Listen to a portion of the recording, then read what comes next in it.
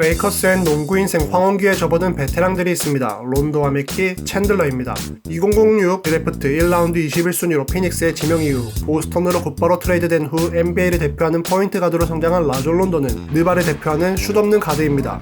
커리어 평균 3점 성공률은 31.4%, 점프슛이나 3점 슛은 웬만하면 쏘지를 않는 선수죠. 보스턴의 냉혈한 데니 에인지 단장은 상대팀이 론도를 원한다면 트레이드를 열지 않으며 그를 신뢰했습니다.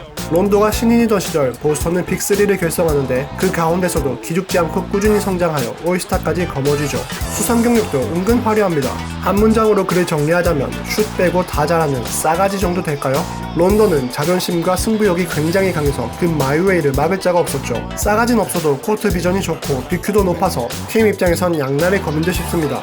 이런 면은 크리스 폴과도 닮았네요.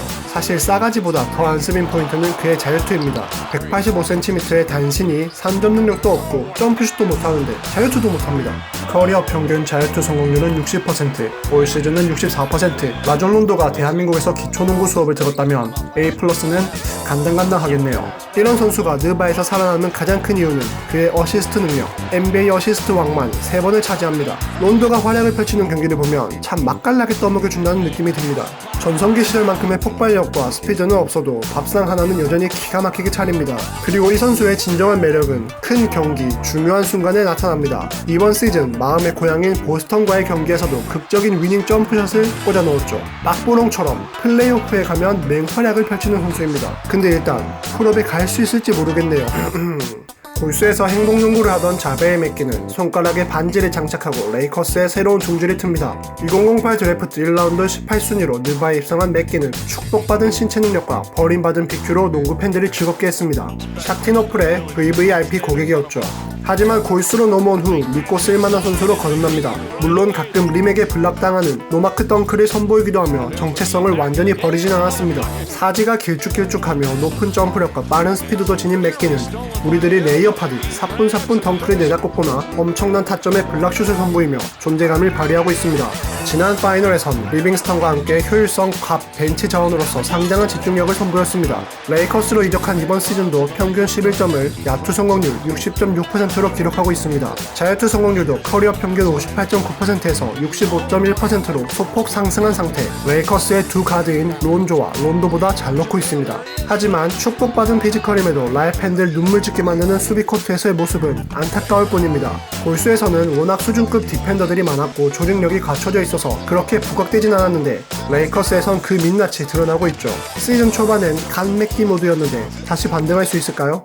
무려 2001 드래프트 1라운드 2순위로 NBA에 진입한 챈들러는 노익장을 과시하는 수비형 센터입니다. 우주공상 같던 레이커스의 골밑을 챈들러가 지켜주었죠. 챈들러의 영입 후 레이커스는 연승 행진을 이어가기도 했는데 중요한 순간마다 팀의 승리를 가져다주는 블락과 리바운드를 선보였습니다. 정말 간지가 좔좔 흘렀죠.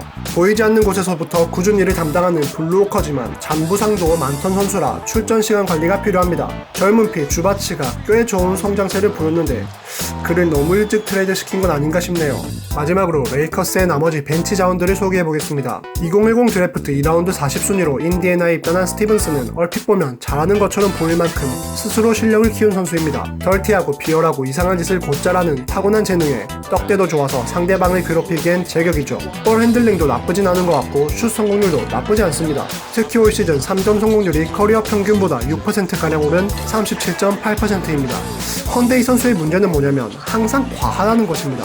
물론 그게 매력이기도 하지만요. 가끔 어빙 빙의한 듯한 화려한 드리블을 보여주다가 결국 턴오버를 범한다던가 하든 저리 가라 하는 아이솔레이션을 펼치다가 막힌다던가 하는 모습을 보입니다. 까불랑거리다가 트레이드 마크인 에어 기타를 역으로 얻어맞는 흑역사도 종종 연출하죠. 하지만 저는 이 선수를 싫어하진 않습니다. 물론 가끔씩 펼치는 좀 과한 덜티 플레이는 쉴드가 불가능하지만 이런 개성 있는 선수를 보는 것도 NBA의 맛 중 하나니까요. 그리고 뭔가 답이 없는 놈 같은데 화려한 드리블에 3점 슛을 휙휙 꽂아버리면 상대팀은 멘탈이 흔들릴 수도 있습니다. 문제는 같은 팀 멘탈도 털어버린다는 것이죠. 레이커스 팬들이 가장 안타깝게 만들고 있는 선수가 바로 켄타비우스 칼드웰 포프가 아닐까 싶습니다. 2013 드래프트 1라운드 8순위로 느바에 등장한 이 선수를 나타내는 한 단어는 바로 기복. 수비 코트에서 올려놓은 몸값을 공격 코트에서 다 까먹고 있죠. 3&D 자원으로 활용하고 싶은데 3이 없어져 버렸습니다. 올 시즌 야투 성공률 43%, 3점 성공률 34.3%를 기록하고 있습니다. 수치로만 보면 핵노답까진 아닌 것 같지만 이 선수가 1년 1200만 달러의 연봉을 받는다는 걸 생각하면 아쉬움이 남죠. 3점 자원이 너무나도 귀한 레이커스에게 가뭄의 단비 같은 존재가 있습니다. 2013 드래프트 1라운드 25순위로 LA 클리퍼스에 입단한 레지 블록입니다. 그는 전형적인 3&D 자원으로 레이커스에 필요한 퍼즐이었죠. 커리어 평균 3점 성공률은 40%, 올 시즌은 39.4%를 기록 중입니다. 레이커스로 이적 후엔 무려 45.5%의 성공률을 보이더니 최근에 31.3%까지 떨어졌네요. 참네.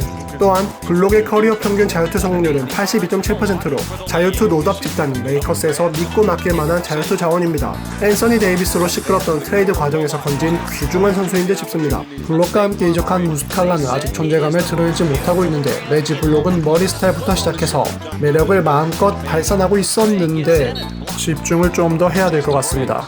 레이커스의 한 경기 한 경기에 많은 관심이 쏠리는 요즘입니다. 과연 레이커스는 프로팩 열차에 몸을 실을 수 있을까요?